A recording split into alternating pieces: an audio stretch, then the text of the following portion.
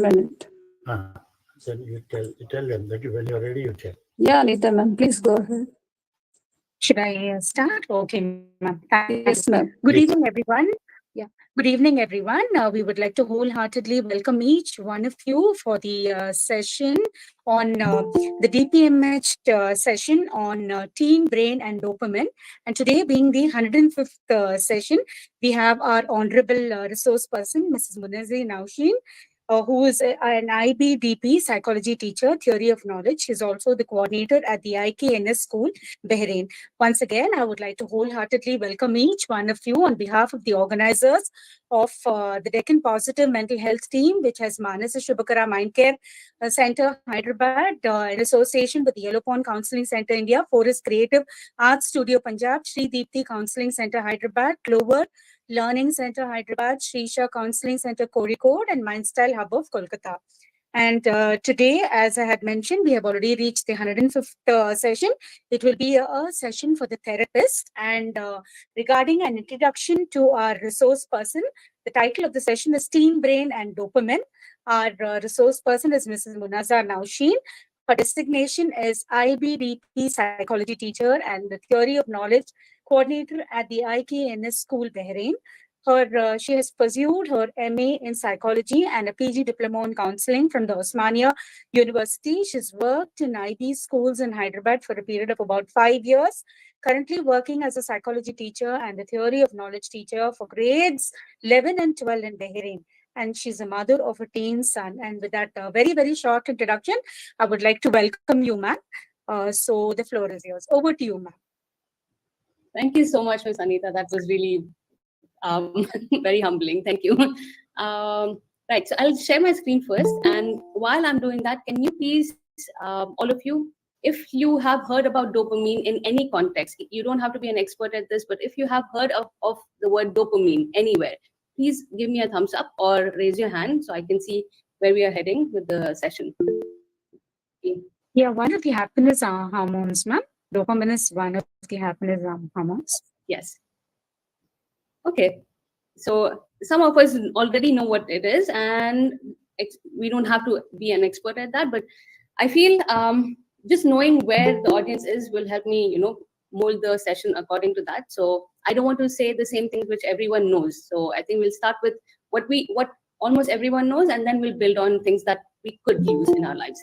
So here I'll share my screen, and just let me know if you can see it properly. Yeah, Now okay. we can see that. All right. Yes.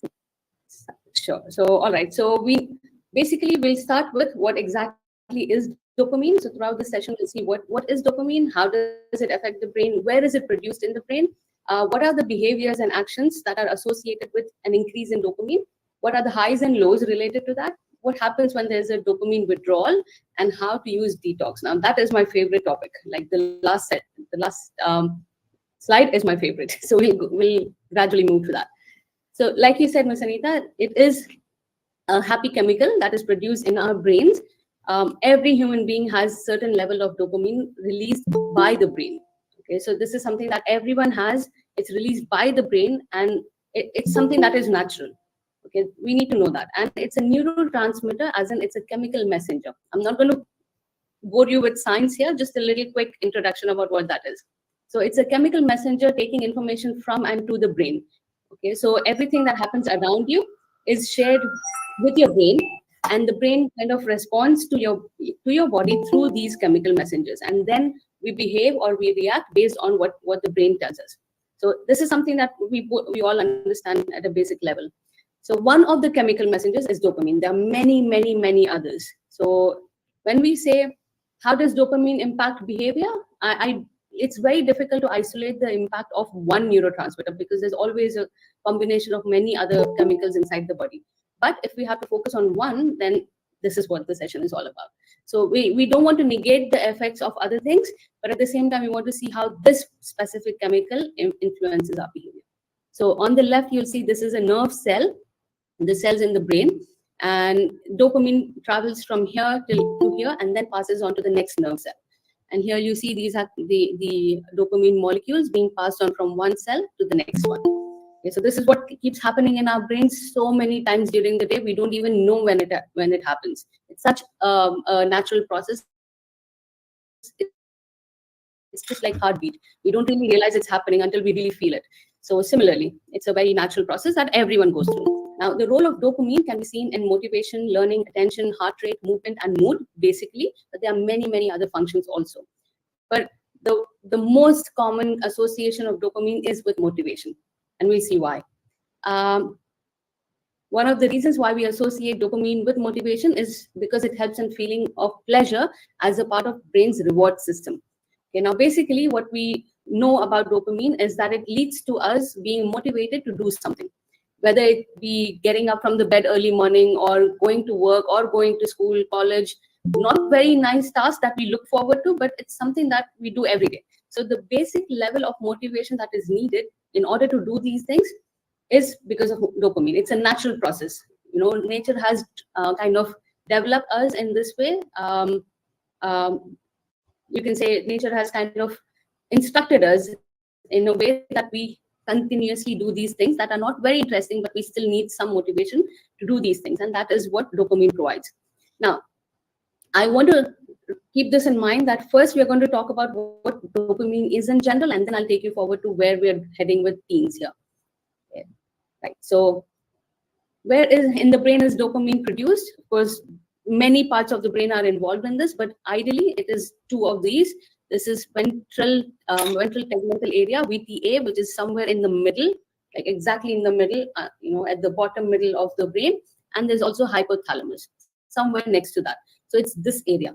I want you to understand this really well, because this is the area that's also responsible for emotions.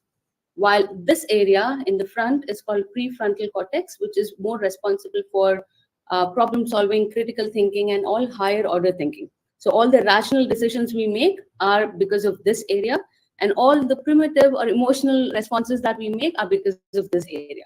Okay, so it's a combination of these two that makes us make our decisions.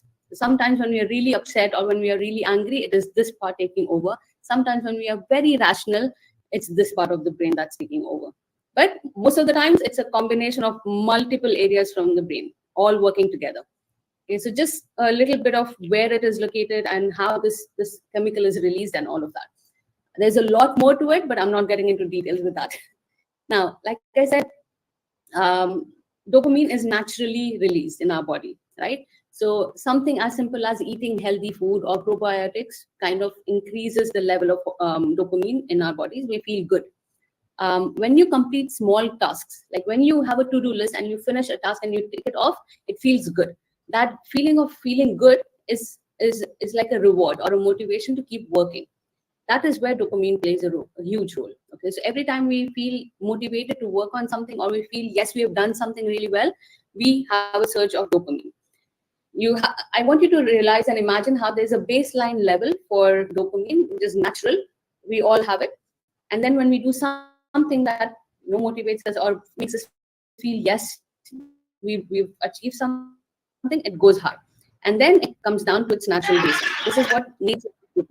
Okay, apart from completing small tasks, when you exercise, when you listen to upbeat music, like happy music, or when you take a quick power nap, although sometimes we feel grudgy when we wake up after a small nap, but at the same time we feel a little more energized to do something after you kind of wind down from taking the nap in the afternoons. When you start work after that, you feel more energized. So that's all dopamine release. Now, this is a little controversial. I would still say it kind of naturally increases your dopamine, but again, when we do that, it's to an extent. Did you know that chocolate can actually increase your dopamine levels by 1.5 times from the baseline? Which is why I think every time we have a chocolate, we want to have more, right? So just the thought of chocolate makes us feel good, because chocolate actually releases a lot of dopamine in our brains. So anything that we really like eating, or any kind of special music that we like listening to, or going to the gym exactly at the same time, all these things make us feel good, and that is where your dopamine levels go up in your body from the natural levels. Now, which is all good because it lets us, pursue our goals, do better in life, all of that. So good job, dopamine, until we move on to the unhealthy ways. So we know chocolate makes us feel good, so we keep eating. And where do we draw the line? Very difficult. So we want to keep eating and eating and eating chocolates until we feel we've gained like a lot of kgs, which is not difficult to lose now. So drawing the line gets difficult because of the way we push dopamine to a unhealthy level. Okay, so apart from chocolate, obviously there are drugs and nicotine. Why do people find it difficult to leave these habits? It is because of the way dopamine hits your system, and I'll show you how that happens. Video games. This is where I'm really interested in talking about children and young adults, teens, obviously. So my own son did not ever used to use a phone. He doesn't have a phone also so far. But it's very interesting how children these days want to use their phone all the time. What intrigued me was initially when I saw children use their phones, they would really be interested in exploring and they would watch, simple videos, photos, and then move on to something a little more complex. They would start playing simple games, offline games, then online games, and then, more complicated games. And then, of course, we know, what are the extreme games that children play online. So where does it all come from? You start with something very simple. And that's when, when children play these games or they watch something online, it gives them, sorry, just a second. It gives them a dopamine boost. Yes. We can find engaging activities like our hobbies or meditation. Yes. But it's not very easy to do that because what happens in children's brain is they don't understand the difference between healthy and unhealthy habits. For them, having that phone in their hands is giving them dopamine. They don't know this, but they feel good. That's all they know. So whenever they hold the phone and they feel good, they want to play more. Right? So starting from like 5 minutes and watching boring videos to gradually progressing to something that is not very healthy for them to watch, half an hour, 1 hour, 2 hours on the phone, and still they don't want to give up. This is because they're feeling good about using the phone and playing games. Now, if using the phone make them feel good, why can't we as adults use the phone to teach them school stuff? Can they still use the phone to learn school stuff on the phone? Not really, because if you try giving your phone or giving a phone to a child and say, you can watch whatever you want versus you can take my phone and study for the next half an hour, the child is not going to be very happy about studying using the phone because it doesn't give him that, that whole rush of dopamine. Now, again, we need to remember children don't know what's happening in their brain, but it's just that they don't feel nice after, if they are told to learn using the phone, but they feel nice when they're asked to just play because that is giving them more dopamine. Now, we need to understand that there are certain activities that increase the dopamine levels very high compared to the others. So, for example, this is a very good example. If you want to eat healthy versus you want to eat something that you really, really enjoy eating and it's extremely unhealthy. You know it's unhealthy, but you still can't stop or you want to keep eating it because you feel good. It's just the factor of feeling good that dopamine makes you feel. So in this way, if we continue with the unhealthy ways or unhealthy habits of getting dopamine, it takes us, I'll show you how it works on our brain. But children don't understand this and teens don't understand it either unless they are aware of the whole dopamine cycle.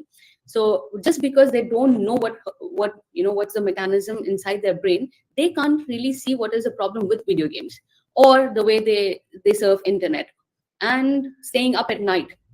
Will give you a dopamine rush, will give you adrenaline rush. Next day you go to work or next day you go to college and school and say, I stayed up the whole night. I was either watching something, Netflix, or, I was trying to study. I felt really good. I'm so energized now. But they don't understand that over a period of time, if they keep doing this, it's going to have a huge negative impact on them. We as adults, we know this. We would rather go to bed at 9. But young kids or young teens, they don't understand this. For them, it's just the factor of feeling good that they keep seeking all the time. So all these unhealthy habits give them a boost. They feel good about it, which is why they keep doing it. Now, this is something very interesting. Social media notifications. It's not just all of social media. It's the notification. So what happens is when someone posts something on the social media, whether it's social media or even a WhatsApp message, you send a message or you post something, and you are expecting unconsciously, you or not deliberately, but you have this expectation that you're going to have a response. It can be a thumbs up, it can be a heart, it could be, oh, well done, some kind of a response. Even the number of views that you're expecting, or when you see those number of views, it makes you feel good. So every time you post something, you have this expectation that you're going to feel good because of what is coming as a response. So just the fact that you will see a notification will give you dopamine. Just imagine that. You post something and it's not the posting itself, but expecting a response will give you dopamine, making you feel good. What happens is, oh, you get first response, very good, you feel good. Second response, you feel very good. Continuously, when you keep getting more responses, it feels good until there's a threshold. So I'm going to show you that as well. So all these habits, we need to remember that these can be controlled, but because they make us feel good, it's difficult for the teens and young adults or young children to get out of these habits. Even as adults, sometimes some of these habits cannot be given up because we are so used to feeling good. Nobody wants to feel bad. Everyone wants to feel, better about themselves and their lives. So we will end up seeking something that we want, that feeling of feeling good. So we will keep seeking this, which is why it's difficult to break this loop. Now, coming back to teen brain, like I was telling sir at the beginning of the session, teen brain is really, really interesting. What happens is, in the initial years of life, the first 5 to 8 years of life, children are very dependent on their parents or any caregiver, right? They're not making their own decisions yet. So they're still exploring, they're still learning. They will believe whatever their adults tell them. Teachers and parents, whatever you tell them, they will believe it. It's not very easy to handle them, I get that, but they're still very dependent on us as adults. As they grow up, as they enter teenage, they want to explore, and that's something that they don't choose to. It's just something that happens in their brain. So they're growing up, and the brain is also growing with them. So the neural connections in the brain are becoming stronger and stronger from the childhood, and now they want to experience autonomy, they want to experience independence. So they want to make small decisions, staying up until 10 at least. The mother says go to bed by 9, but the child wants to stay up until 10 to feel, oh, I can make my own decisions. So small things like this make them feel grown up, and they will keep trying this. So just that fact of being able to stay up until 10, even though they were asked to sleep at 9, makes them feel good, and they will keep doing it again and again. And going back to the brain, remember I told you about the prefrontal cortex, the front part of the brain, and the emotion part of the brain. Guess what? When we are born, the emotion part of the brain is already developed.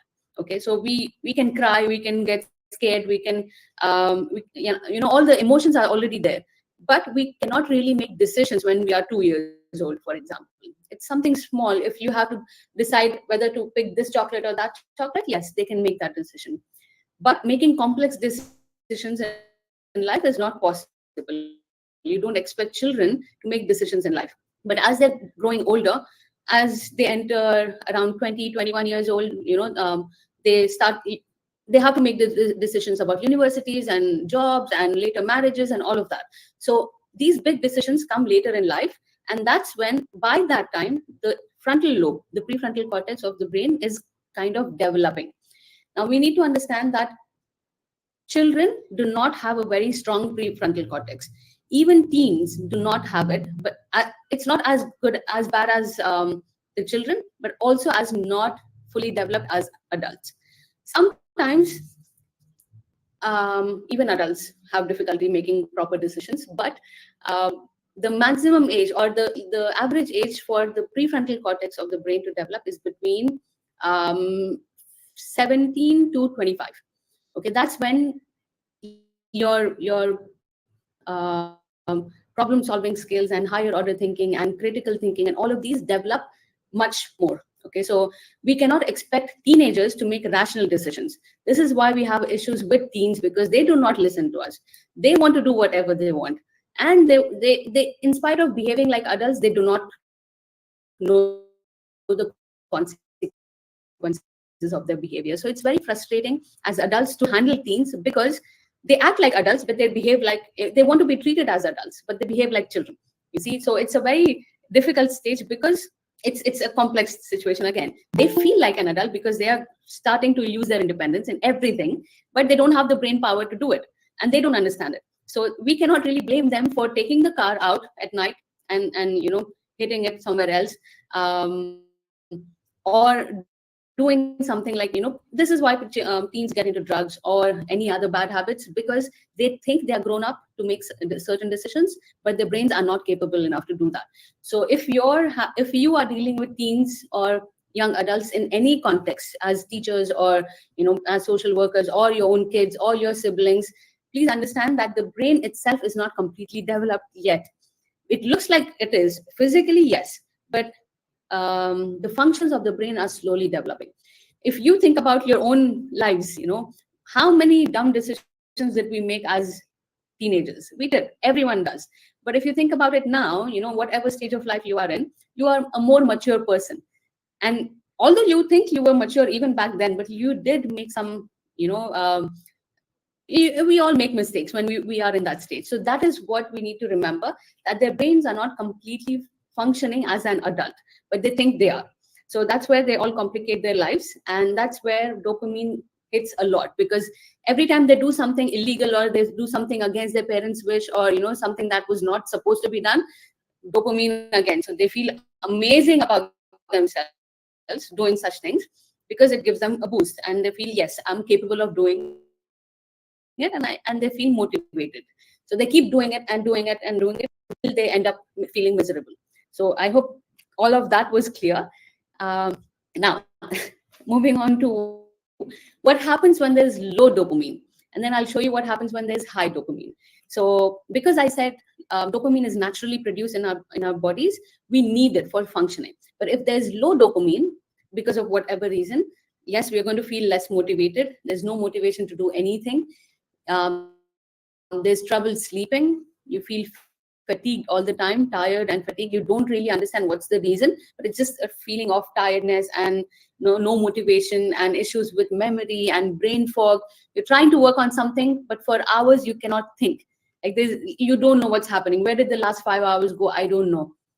So and then feeling moody or sad, and in certain cases it causes depression also.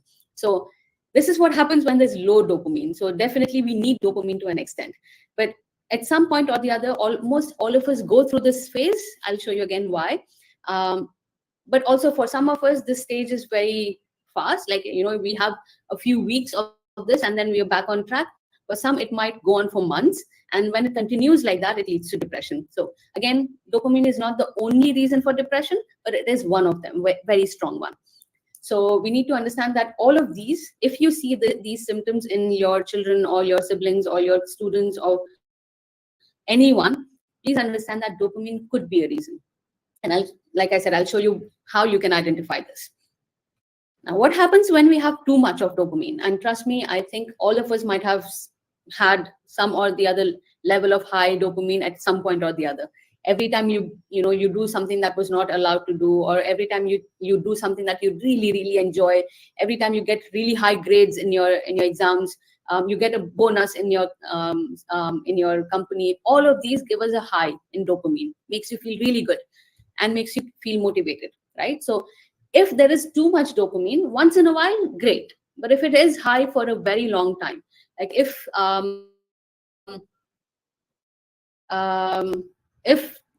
someone is really addicted to using social media or any other form of addiction like drugs or nicotine or any kind of addiction, basically, that gives us too much dopamine for a too long time. It goes on for a few months, then you're constantly at a high of dopamine. Now I want to show you what it looks like. So I want you to focus on this one first. So this is our baseline, and every day we go up and down on the dopamine levels, which is fine, but we come back to the baseline. But then there's this one big surge in dopamine because of some activity that you did. You chose to do it, and it gave you a really high dose of dopamine. It goes up, but it will definitely come down. And the higher it goes, the lower it comes down. You see these, they're just like small ups and downs, and they all come back to the baseline very easily. But when you do something deliberately, it goes really high, and then there's a crash. So if you can think about it, maybe any activity that you really enjoyed and you did it for a few days or weeks or months, and then finally when it stopped, like the other day my colleague was talking about how she was watching Netflix shows one after the other, and she watched so many, and then when she realized one show ends, she didn't have anything to do. Like her life was like meaningless. There's nothing to do in life anymore, because now what? So she felt like her whole, there's no meaning in life because she didn't have anything to look forward to when Netflix, when she watched a few and then she didn't have anything to watch. So if we do that to ourselves, give us so much stimulation, and then we stop, we will feel this crash, and that's when we have no motivation and we go back to these. We have fatigue, we have no motivation, we have brain fog, we feel moody, annoyed, depressed. Depression again is an extreme, but we end up feeling these. So whenever people have an addiction, the more they are the more these actions are repeated, the more our neural pathways begin to predict and crave the reward. So it's not like we want to crave, we are not even aware of the reward. It's just that we feel good, so we want to keep doing it. But what's happening in the brain is a lot of chemical reaction happening. So the brain gets used to that, the neural connections get used to that. And every time there's any stimulus in the environment that triggers that, oh, I think we're going to have it now, or I think we're going to do it now. So the moment you have that kind of a tendency, your brain activates, and the neural pathways crave that reward again. So you feel like, oh, I want to do it. You see a bar of chocolate, I want to eat it because it just makes me feel so good, I want to eat it. So every time you keep doing it, the more you keep doing it, the more your body gets used to it. Good. I mean, in certain cases, yes, but again, it goes down. The more you push it up, the more it will go down. Now, also because of high dopamine for a very long time, what happens is you lose the sense of pleasure. Now, interestingly, when we like doing something, we keep doing it again and again and again, and we feel really good. So for a while, we keep getting that high so many times. But then the same activities don't give us the same high anymore. It becomes boring after a time. I'm sure you must have noticed or felt this way somewhere in life. If you're really, again, let me go back to the next Netflix example. So the first movie you watch or the first show you watch, you're consumed by it. You're really into it. The second one, very nice. Third one, very nice. But then the more you watch it, you don't feel the same rush anymore. So you feel like, oh, it's getting repetitive, it's getting boring. I don't know what else to watch. It's just boring. So repeatedly doing something will not make it as pleasurable. Same with drugs. The first time someone has it, the high is unbelievable. The second time again, third time again, but then the same amount of that substance will not give them the same high again. So they have to increase the dose to feel that same kind of pleasure. They have to increase the dose, and then gradually they get used to that dose also. Then they have to increase it again to meet that level of pleasure. So that's how people get addicted, because now a little bit of this thing is not giving them pleasure anymore. They have to keep increasing it. After that, like I said, the more you push it up, the more it's going to crash. So after every peak comes a subsequent crash where we feel less motivated than before we started. So remember the baseline. If you do a little bit, then it goes up and down like this. But if you push it too high, then it's going to come back, but it's not going to stop at the base level. It's going to go down. So your base level is a natural thing, and that's something that keeps us happy and normal working. But if you push it so high, it goes so low that now there is no motivation. You feel no energy and all of that. So this is all because of too much dopamine. Right. So also what happens is when dopamine spikes are abused, our baseline is negatively affected. Lower baseline decreases motivation even for simple tasks. So what happens because of all of this, you get addicted, and then you don't feel the same pleasure in the previous activities that you did. And then there's a big crash, and because of the big crash, you don't feel motivated to do even the smallest things. So you might have seen, teens or even ourselves at different points in life. When we were really enjoying something, we felt good about it, and then we had to stop doing it. When you stop doing something that you like, you kind of feel so demotivated that you don't want to do small things also. Like, if your friend asks you to come out for dinner, or go out with them, you don't want to do it because you're just so tired and you're so annoyed that you don't want to do anything. So that baseline is disturbed now, right? So anything that's naturally produced in your body and the way your body works naturally, if that is disturbed, then we see the effects for a longer time. So this is what happens when we have too much dopamine. And this is what happens when we have little dopamine. Now, I took you through this. This is something I want you to remember. But also, just summarizing what I said now is your children or anyone, even us, we start doing something, we feel really high, we feel good. And because of the dopamine high, we feel good. And then there's a crash. So the novelty wears off and we don't know what to do. It's boring. Because we are bored and we are sad, we want to do something that makes us feel good again. You feel the craving and you want to do it something again. Maybe not the same activity, but something else, right? So the cycle continues because we all want to feel good at the end of the day, right? Now that takes me back to this. If these are unhealthy ways, we know these, like everyone knows these things, right? This is not something unusual. Like, yeah, inappropriate internet surfing is not good. Playing video games is not good. Eating unhealthy food is not good. Or doing drugs is not good, but we still do it. But we also know that, exercising is good. Listening to good music is good. Eating healthy food is good. Doing your work is good. But in spite of knowing these two things, it's difficult for us to take a decision and say, let me stick to the good stuff and avoid bad stuff. That decision itself is all, it all comes down to feeling good. If someone has started feeling good in the unhealthy ways, it's very difficult for them to leave those unhealthy ways and go to healthy ways. Like, it's a long process now. And instead, if someone is already doing healthy things, then for them to continue doing those or increase a bit of those is a little easier compared to someone who is into these. And 99% of the people in the world are stuck with unhealthy ways somewhere or the other. Not every day maybe, but somewhere or the other, we all have certain habits that make us feel good, but we want to quit them, but we just cannot, right? So it all, next time you're stuck in that or anyone else is stuck in that, remind them of this cycle. Okay, so somewhere when you're feeling low, this is where we need to make a decision saying, okay, even if I'm craving this, I'm not going to go for unhealthy ways. Even though I get a very high dopamine boost, I'm not going to do that. I'm going to settle for something less high. That is through healthy ways of getting dopamine. Okay, that's what brings me to dopamine detox. Now, this is one of my favorite topics to talk about. Interestingly, we know that unhealthy stuff is bad and healthy stuff is good, but we still cannot make the decision because we want to feel good. Like, do we want to feel little good or a lot of good? Human beings we are selfish, so we want to feel more good. The more the better.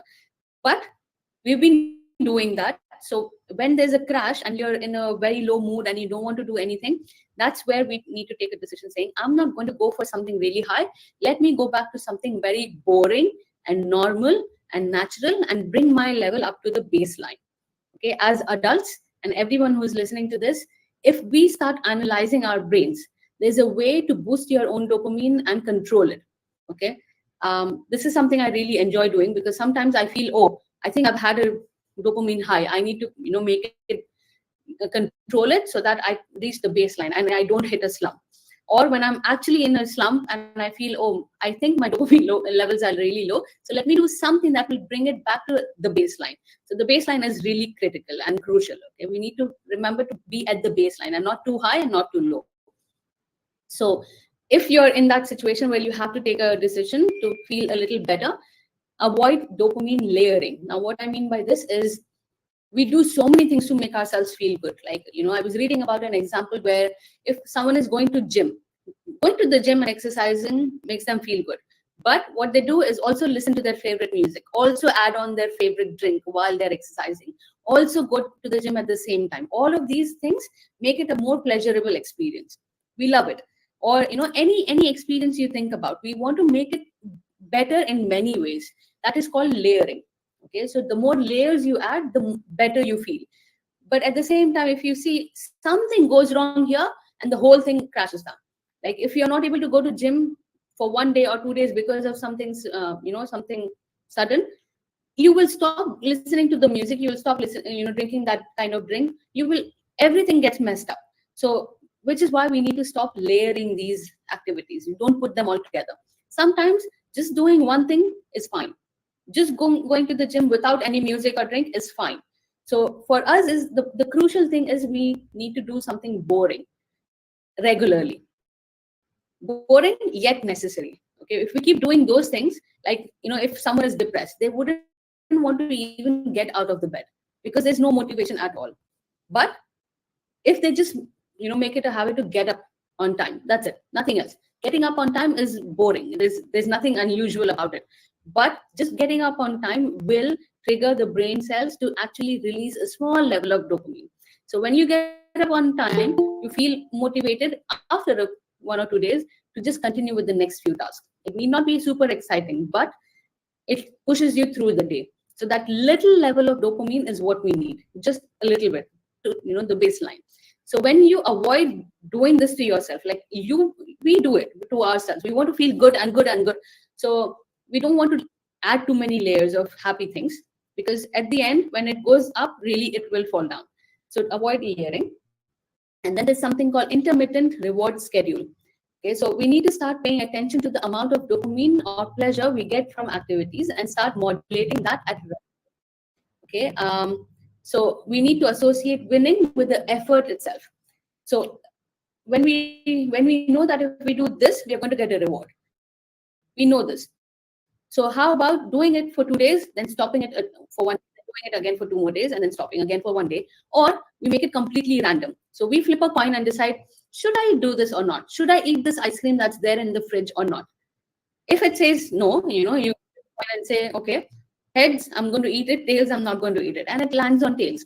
You didn't know if you were going to eat it or not. It depends on the coin. It's silly, I know, but it's just that you don't feel responsible for restricting yourself and feeling horrible about it, or you're not going out there and eating that ice cream and then feeling horrible. So in either case, you're going to feel horrible. So you feel, if you flip a coin, you're not taking the responsibility, but you're sticking with the decision that, okay, because it's stale, I'm not going to eat it. Tomorrow, today, I can just live without this ice cream. Tomorrow, I can eat it. You randomly decide whether you're going to do something that makes you feel good or not. And if it's intermittent, as in you do it for a few days, don't do it for a few days, and then do it for the next few days, it's actually, it fluctuates your dopamine levels instead of just pushing it high and then low. So you are more in control. And building routine is super important. I'm sorry for the disturbance. It's my students asking questions. But yeah, so having a routine is very, very necessary. And this is, again, very boring. And everyone talks about this, but trust me, it actually. So if we are not having a routine will kind of push your whole system into a frenzy. You will not know what's coming, what you need to do, and then suddenly something happens, and then you're really happy, and then suddenly something happens and you're really sad. So not having a routine will not give you a proper baseline.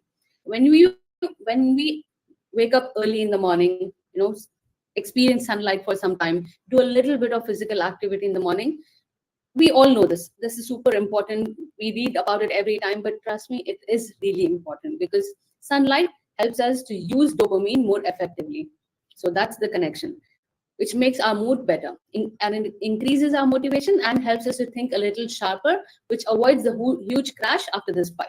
So having a routine, doing these things, getting some sunlight actually triggers your dopamine level to reach that baseline and stay at that baseline. And then there's something called understanding subjectivity. I hope I'm not for too long, but please, I'll wrap it up soon. This is also very important, that everyone has a different level of, the baseline is different for every human being. Okay, some people constantly do a lot of activities that make them happy will have a higher baseline, and anything that goes up will come down also. But people who have a boring life and predictable life, they have a baseline that's more stronger, and every time they do something, the dopamine levels go up and they come down, but not too high and not too low. So going back to the prefrontal cortex, the part of the brain that is responsible for decision making and planning, it's connected to the dopamine pathway. It is connected. It's not completely isolated, it is connected, but it has the ability to influence motivation levels based on the beliefs and perceptions.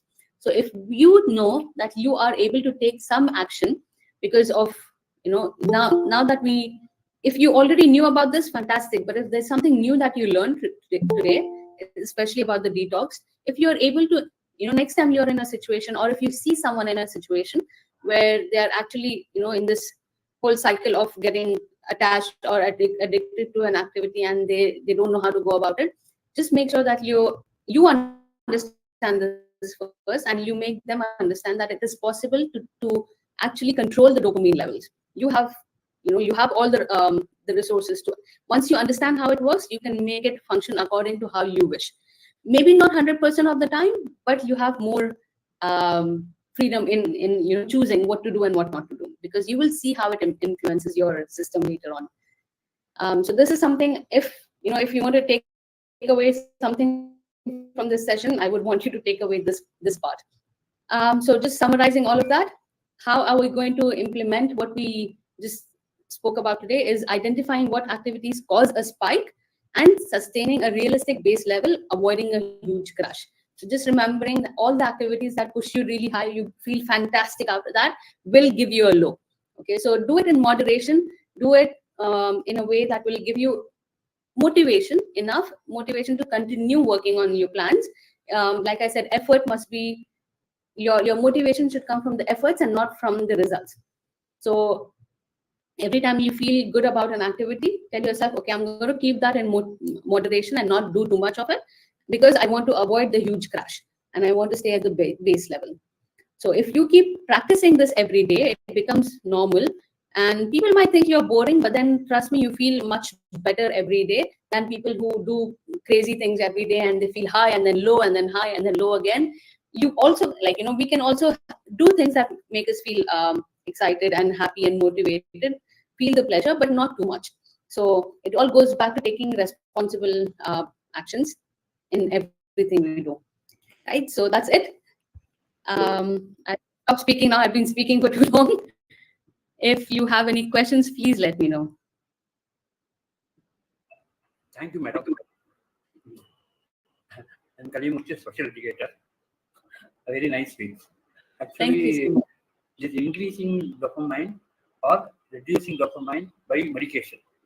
Is it artificial or natural? By medication, that is artificial, because your body naturally Yeah, thank you, produces. Munna. Sir. It was a fantabulous session. Thank you so much. Yeah, so having medication will increase or decrease the dopamine levels artificially, but sometimes because we push our levels too high or too low, and then it stays in that level because we are not doing anything to change the level. That's when we need to take the medication to kind of bring it back. But because if it's done artificially, then it's going to have its effect also. So I always prefer something that's natural, because this understanding the cycle gives us that independence to make the right decisions. It's not easy all the time, but especially for someone who is for example in depression, for them to do something to feel motivated is difficult. So either starting with medication to bring up the levels to a baseline and then helping them do things that will make them feel good would be better, but totally depending on medications is not healthy. Thank you. Thank you. You're welcome.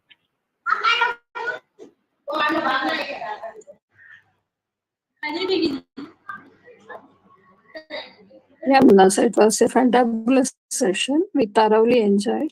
Anita, ma'am, please go ahead for QA, ma'am. Yeah, sure, ma'am. Yeah, friends, if you have any questions, you may go ahead. Hello. Yes, Good evening, Jyoti. Munaz. Good evening. Hi. Yeah, it's really a wonderful session. Okay. I think this dopamine thing which you're talking is low and no, it happens with I think elders also. That's what generally type because best example I think the housewives you are continuously doing cooking, which they enjoy doing it earlier. I think one point of time they said I hate cooking and I really don't want to do it.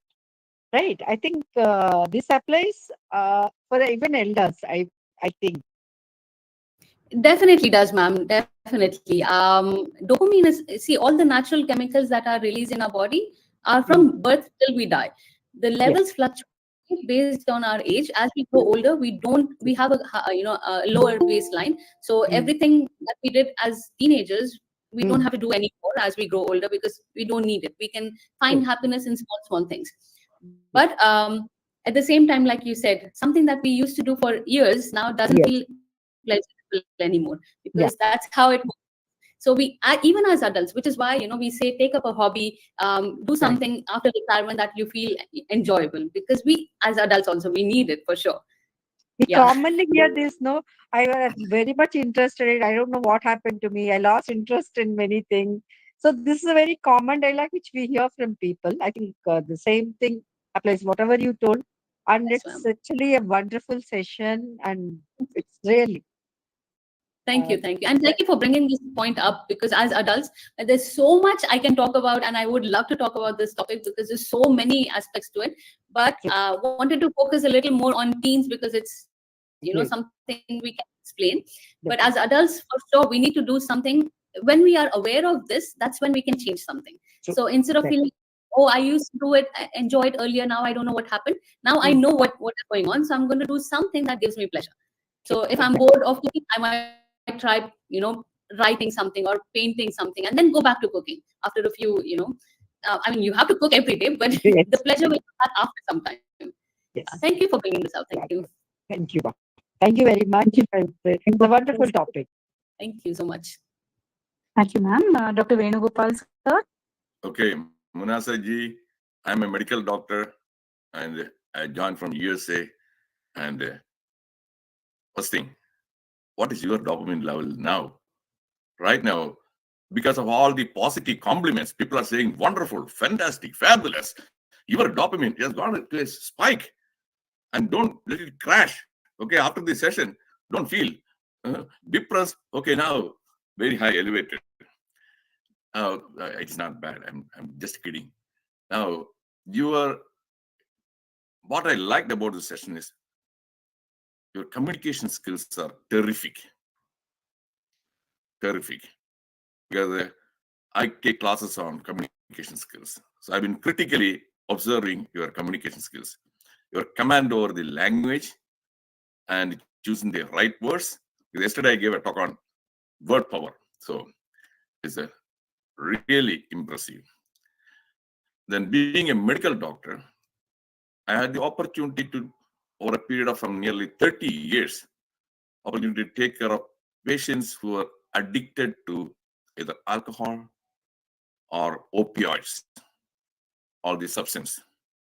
So there again, what is happening is, here you are talking about this very same activity is not giving enough pleasure. So now, after some time, the same way, there also, it is called, there's a term, I'm sure there is some people here are aware of that term, that is tolerance. They develop tolerance, opioid tolerance. So a person who used to get better with the 10 milligrams, then after a few weeks, he would want 20 to get that kind of this one, then 30, it goes up and up and up. The same with dopamine also. This is a dopamine tolerance. That is, some people are so addicted to gym. You must have seen that you heard one actor, some actors, or some other guys, they go to gym, spend 1 hour, 2 hours, and all those, they die from heart attack while they are doing the workout. That is that dopamine, that addiction, more than that one, gym. So with that one, you are that intermittent reward schedule. Yes, that is something. I also, occasionally, I used to do that word. Okay. And flip a coin, that also I used to do. That would flip a coin or write to this one, scroll and put that one. Then I pick one. Shake hand, just randomly pick that one. So it is not my decision. So it is not my decision. So I shift that one to something else. Otherwise, you will feel either guilty or you will feel angry or whatever it is. So be one. So that flip the coin or write down something and take a lot. Those are the things. Anyway, you have actually, I'm sure that is the students who are under your care or you as a teacher, I'm sure that is you have that gift of gab. So you will be able to actually, you are an asset for any institution. Thank you. That's it. Thank you so much. Thank you so much. Like, it really, really means a lot. It's the first time I'm talking to you, but I'm really flattered by all that you said. I'm so, like, really, thank you so much, genuinely.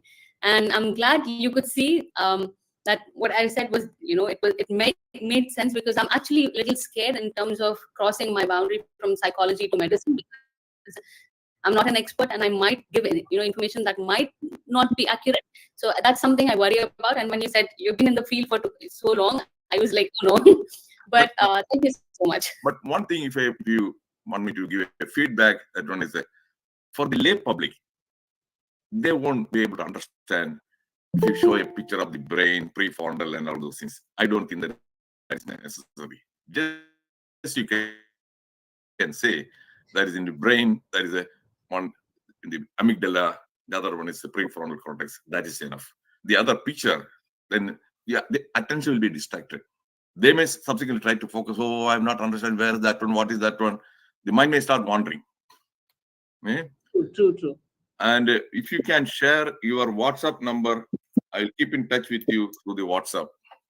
Share your WhatsApp number. Sure. In the chat box. Chat box. Okay. Are you also there on the group that we have? I am in this group, this Deccan Positive, and I don't know whether your number is there. No, I'm a member as well. Yeah, but I don't know whether you're. I don't see the group messages because time management. Time Later management. I will share, sir. And Friday, I look for the what is the yes.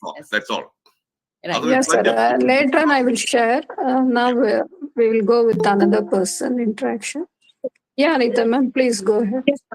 Yes, ma'am. We have a question from Janani. Does meditation influence the dopamine level? Yes, I saw the question in the chat, and yes, definitely, meditation is one of the activities that we can do to increase not just dopamine but also serotonin. So these work together; these chemicals work together, make us feel good. And it doesn't have a huge, it doesn't push your levels too high and then it will give you a low. That's no. So certain activities will help you stay on the baseline while making you feel good. So meditation is one of them. Exercising and meditation is one of them. So definitely go ahead with meditation. It should be healthy enough. Also, Yes, next question. Yes, we have another question from Pavitra. Yeah. As a mother, any tips from personal experience to deal with teens and children for limiting the screen time over the video games? First thing for sure is that I'm struggling with that because, like I said, I have a son who loves to be on his phone now.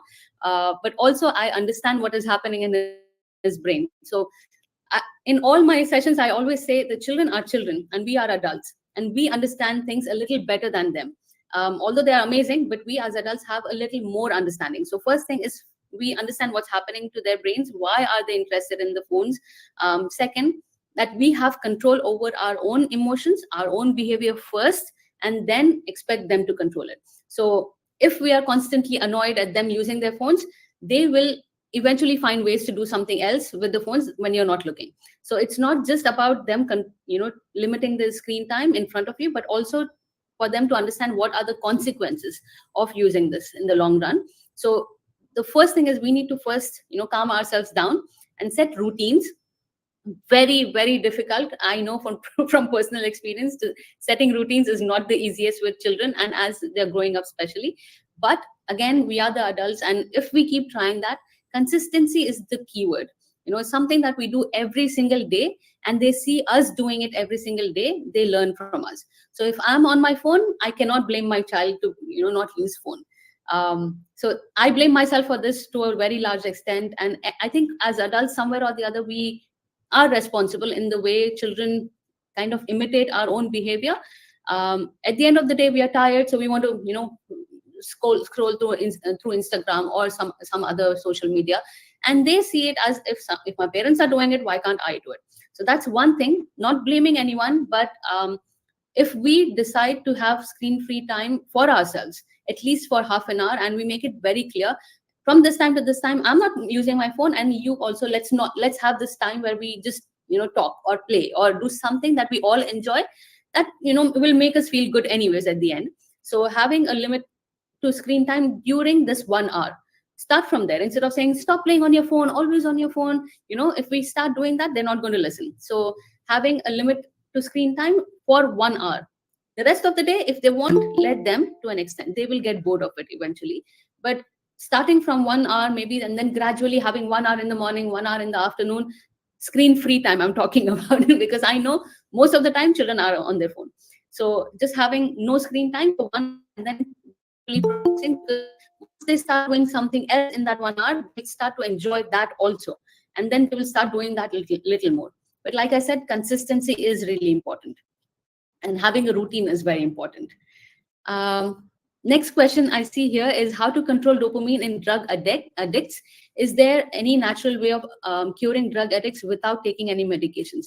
Now, that's a little difficult to answer because these drugs have different drugs have different effects on the brain. So just saying this is the cure will not help. Definitely, based on the level of addiction, the treatment will vary. But I think if like I said, dopamine withdrawal or having a detox will have, I mean, that's something I would prefer initially. But if it doesn't work, then yes, medications will be later needed. But starting with the detox and seeing how bad it goes, it will go bad, because when you're in that high level and then you suddenly stop, it's going to take you really low. So being okay with that kind of withdrawal and being okay with that kind of, that sad and you don't have any mood to do anything, no motivation phase for some time, and not going back to the addiction. If you stop for 1 day and then maybe move on for 2 days, and then after a few days 3 days, so going with that kind of a intermittent motivation will help to an extent. So just not going for any addiction for 1 day will give you some motivation to continue that. Okay, and then gradually we increase it. If we tell someone to stop smoking, they cannot stop smoking initially, but maybe just 1 day no smoking, then they feel good about it. After a few weeks, just 2 days. So that's how you increase. I think that should help to an extent. Yeah, any other questions? Yeah, thank you, ma'am. I think Jyoti ma'am has raised her hand. Jyoti ma'am. Thank you, ma'am, for the wonderful session. Ma'am, I have one question. There is this person. That person was very much active and functional, and very much enthusiastic. But now the person is suffering from insomnia, and whole night the person is awake. Daytime the person sleeps, and it's become dysfunctional. And the person is consuming too much caffeine in that Pepsi and Coke. So now, how do I come to know that insomnia is due to this particular caffeine in the Pepsi, or is it due to dopamine level? How to find out that? It's not very easy to find out, but we can try. If I don't know, if the person is willing to stop caffeine intake, you see, it's all related. Having caffeine, not sleeping at night, and sleeping during the day, again having caffeine, so it goes on in a cycle. The more they continue, the more it's going to continue like that. And obviously it's going to make them feel miserable because they can't function, and they're not achieving anything, and then people start talking about it. The more they're going to continue, and the more they're going to avoid people during the day. So it will go on and become even difficult. So if they can stop, if they're having, for example, 5 cans of Pepsi, if you can motivate them to have 4 for a week and then 3 for the next week, so gradually cut down on caffeine. And at the same time, if they are awake for the whole night, probably if they go to sleep at 5 in the morning, if you can motivate to go, for them to go to sleep at 4, and then after a few weeks 3. So again, all of this goes back to, you can't really change anything immediately. You have to first make them understand what is happening in their bodies, and second, that they are capable of taking a decision to change things, and third, make small changes but consistent. So if I'm sticking to only 3 cans of Pepsi, I will stick to it for at least a week, and then I will change it to two cans. So your body kind of goes back to a boring baseline, and then you feel better after that. So let them know that it's not going to make them feel any better immediately, but eventually, if they continue this pattern, it's going to make them feel worse. So if they can take small action and stick to it for a few days, they'll feel better, and then they can continue working on it a little more after that. So again, with all these kinds of addictions, this is the only thing that I feel works if you feel in control of your behavior. If they've given up completely, then it's if you can make them feel a little motivated that way and make them understand what's happening, that would help. If that is also not working, then definitely getting tested for insomnia or whatever the other causes is medically, that would happen next. But I hope they feel better soon. Thank you. Right. Right. I hope I answered everyone's questions. Yeah, thank you. Thank you so much. And if there are no questions, with your kind permission, may I go ahead with the vote of thanks? Thank you so much for a wonderful and a very, very interesting session. Kindly accept our gratitude on behalf of the Deccan Positive Mental Health team, which has Manasa Shubhakara Mind Care Hyderabad in association with the Yellow Pond Counseling Center India, Forest Creative Art Studio Punjab, Sri Deepthi Counseling Center Hyderabad, Clover Learning Center Hyderabad, Shrisha Counseling Center Kozhikode, and the Mindstyle Hub of Kolkata. And dear friends, we will meet with yet another beautiful session next Friday at the same time. Until then, stay tuned, keep learning, and have a wonderful and a peaceful weekend, all of you. And thank you so much once again. Thank you, ma'am, once again. Thank you.